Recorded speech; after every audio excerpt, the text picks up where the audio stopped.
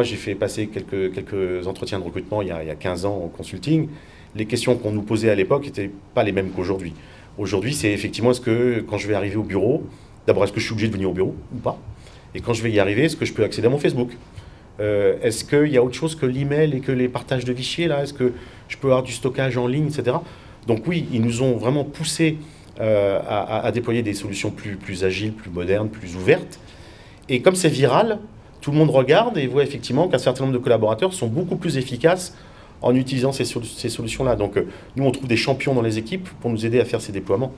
Mais oui, le partage de fichiers, il n'y en a pratiquement plus chez Microsoft. C'est du stockage en ligne, c'est du SkyDrive Pro, c'est du stockage du SharePoint Online, pour encore une fois ne citer les produits. Nous aussi, on s'est transformé à l'IT parce qu'on avait forcément hérité du syndrome du mode silo où les divisions chez Microsoft ne se parlaient pas, hein, la division marketing, la division commerciale, celle qui fait la Xbox, les gens qui vendent de la publicité en ligne, etc.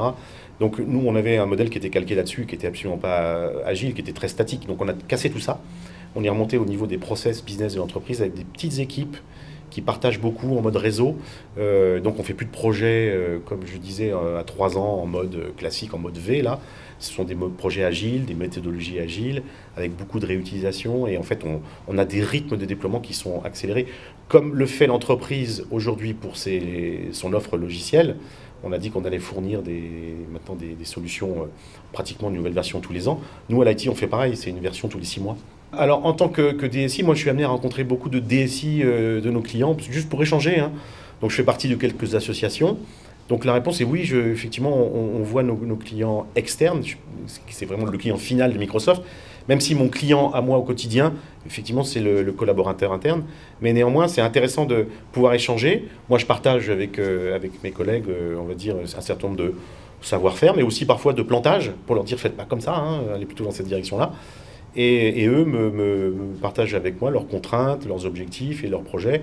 Et donc, c'est toujours des très bonnes discussions. Ça me permet aussi, de mon côté, de remonter ça en interne chez nous pour dire, attention, voilà, l'ensemble des DSI, on va dire, d'un certain secteur, d'un certain segment de clientèle, sont plutôt attentifs à telle solution, à telle chose. J'adore discuter avec les entités, avec les équipes marketing notamment, parce qu'en fait, c'est là où il y a beaucoup de solutions, d'idées nouvelles, très modernes, très agiles, très digitales finalement.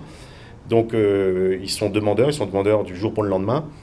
Or, classiquement, la DSI de Microsoft était aussi, comme les autres DSI, assez lente à réagir, à se mettre un petit peu en état de déployer.